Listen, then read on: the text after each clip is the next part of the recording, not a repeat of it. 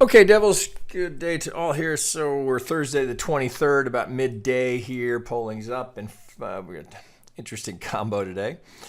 Doing Tesla and Crude, quite the opposite pair.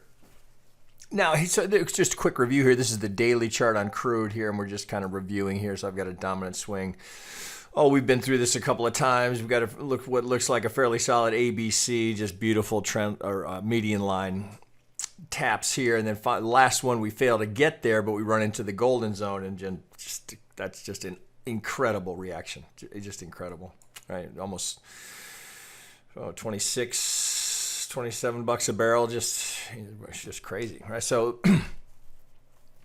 you would think now, based on that, so the ABC looks pretty solid. So then here's where it's a little hard to get your head around. So you'd be anticipating that we'd get some sort of a motive coming off of that, but that's going to have Crude, at the very least challenging these old lows.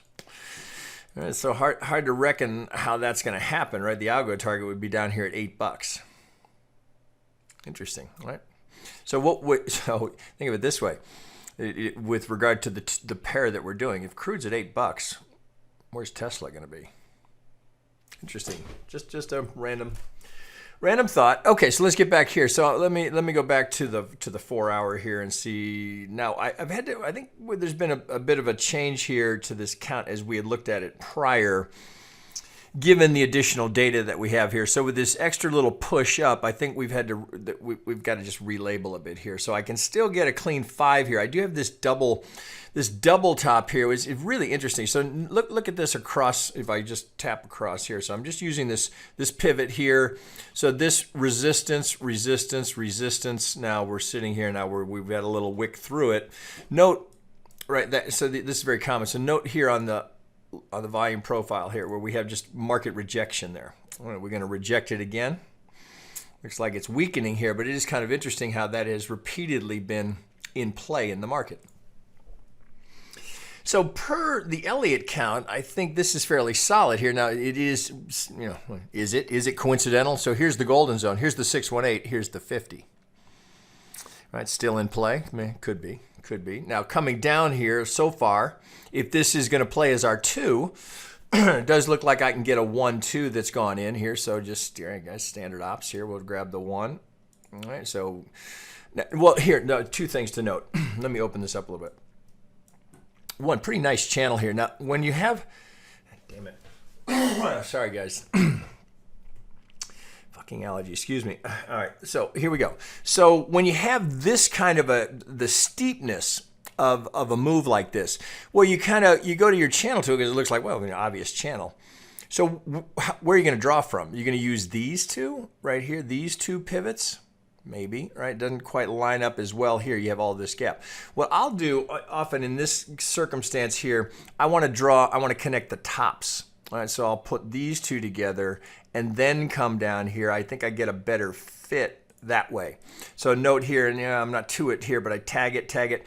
This is the point I wanted to make here. It's very, very common when we break a channel like this to come back and test the underside of it, right? So we don't quite get to it. Is it the golden zone that stalls it, or perhaps some prior resistance here? Either way, that's the sweet spot for a 2. And then of course, first thing we do is make the algo target. We're through that. Are we going to go to third target? That would be a good target for our third. So if that's going to hold there, might look at this as well here. See how this little, we got a couple. Well, let's do it this way because we got quite a few here to play with here.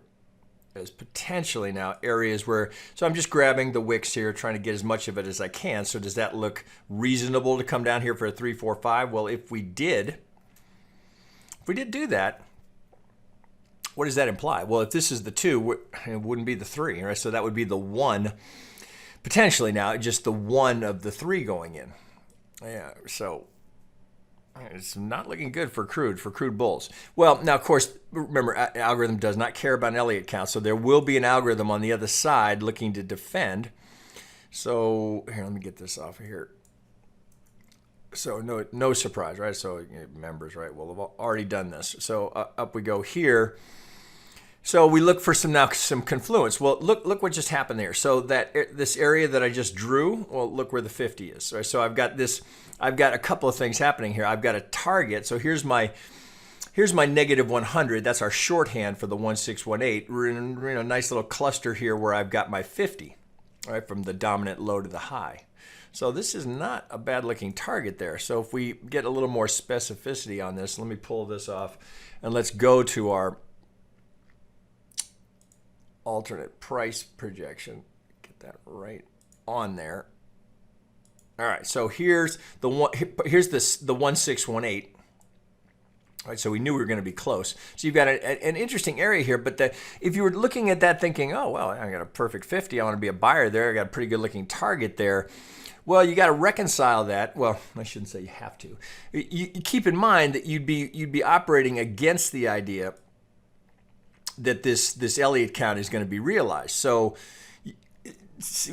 I suppose you could be thinking of it that maybe we had some sort of an A wave here, even though the structure is a 3. So you'd be looking, maybe we get something that would accommodate that. Maybe we'll get a flat here. It's hard to say, right? At this point, all we know is that we've got a solid target on the short side. The market is in free fall here at the moment. So coming off of a technical pivot. So I don't know that I'd be pushing a long trade here without some indication that there had been some significance. So perhaps a failure. Well, at this point, so I'm looking at the length of the 1. I'm still not to the 100.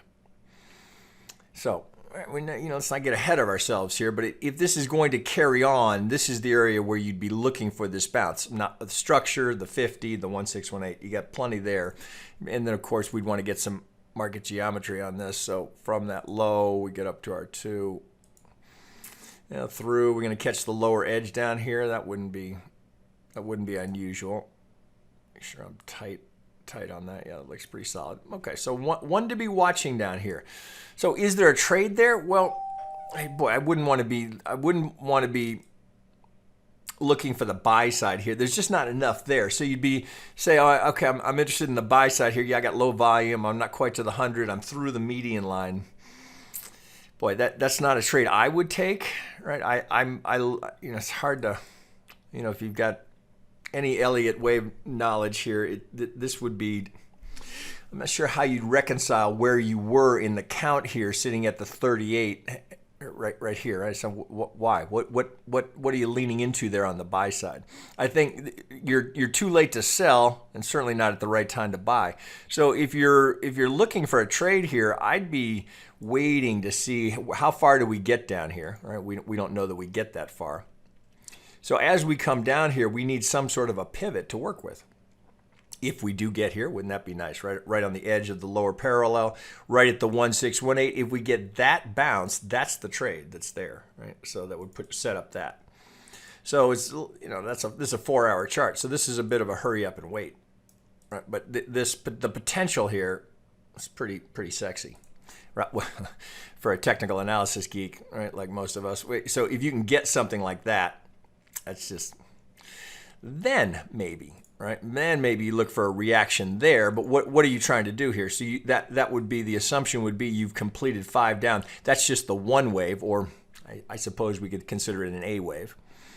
If this is going to turn out to be something other than the second, right, which is kind of where we started, right? Are we really just putting in the 1, 2, and then a bigger move coming down? It's certainly possible. Right, if you try and outthink the market, often that'll just get you in trouble. So what is the chart implying? Right, big retracement. We're moving down so far, and it's certainly this move here looks impulsive.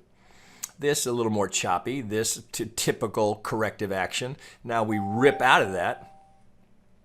Boy, that's pretty nice. But even down here, yeah, I mean, so really the trade that I'd be waiting for is this, right? I'd wait for that 4 and try and catch the 4 into the 5 with that median line. Now, I don't have any of this to really do projection, but just in terms of laying out a roadmap, first thing I want to see is see if we get to the 100 here. Do we get that little tap, right? So we pull this over here. We're going to get there. So I'd have an alarm set on the 100 so I know that I got there. But I don't need to babysit this and watch this every day, because until we get down here and start the retrace, I don't think there's much to do. Just sort of kind of hurry up and wait. See if we're going to get that true 3. If we get it, there's the trade, right? And that's not shit. What are we looking at? There's, I'll call it 57.10 with a target down here at 51. That's a pretty juicy looking trade, right? If you can get that set up. Now, personally, I would not do it in futures. I would do it with options, or I might do it with a CFD with your Forex broker. Right? Me, I'd do it with options because I don't like overnight risk given the background of the macro politics and all of Trump in the White House. I would not take that unhedged overnight personally, right? So I would do it with options, looking for that. But you got a 7-point range you're looking for there. You could buy a put there and do just fine. All right, guys, we'll wrap there. I'll be back with a look at Tesla.